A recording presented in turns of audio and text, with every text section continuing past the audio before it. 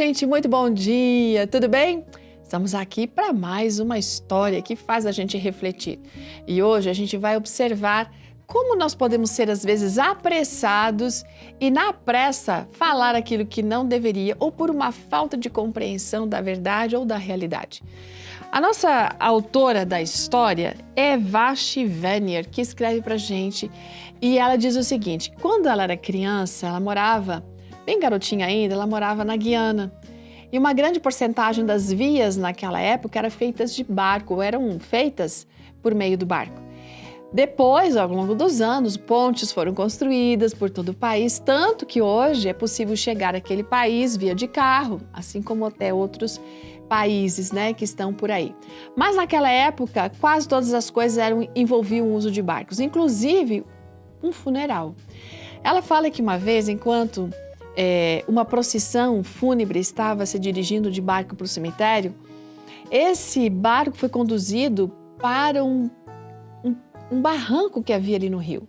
E quando passou por cima de uma pilha de madeiras que estava coberta pela maré e que não deu para perceber, o barco virou. E todas as pessoas que estavam ali ficaram com muito medo, porque alguns não podiam nadar. Então eles começaram a gritar.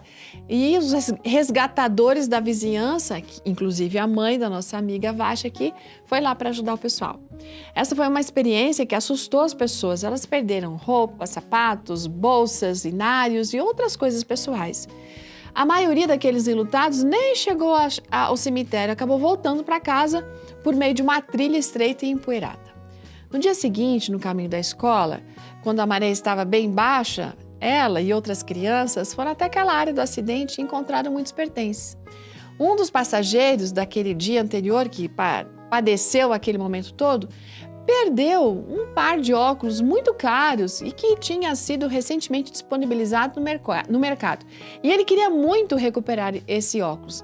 Na verdade, ele encontrou um anunciante, Ele contratou um anunciante, o Sr. James Bell, para fazer o anúncio dessa perda.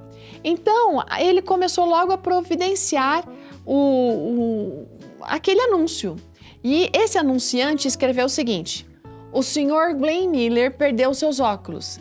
Se alguém os encontrar, por favor, entregue-os ao comissário. O problema é que esse anunciante, além de ter repetido muitas vezes este chamado, ele tinha se equivocado no anúncio. Porque é o seguinte, quem havia perdido o óculos era o Sr. Harvey, não o Sr. Glenn Miller. Glenn Miller, na verdade, era a marca dos óculos. E ele fez um anúncio totalmente errado. Sabe, gente, nós precisamos ter um cuidado, porque muitas vezes a gente fala as coisas sem saber exatamente. A gente deduz alguma coisa sem que aquilo seja a verdade ou a verdade por completo.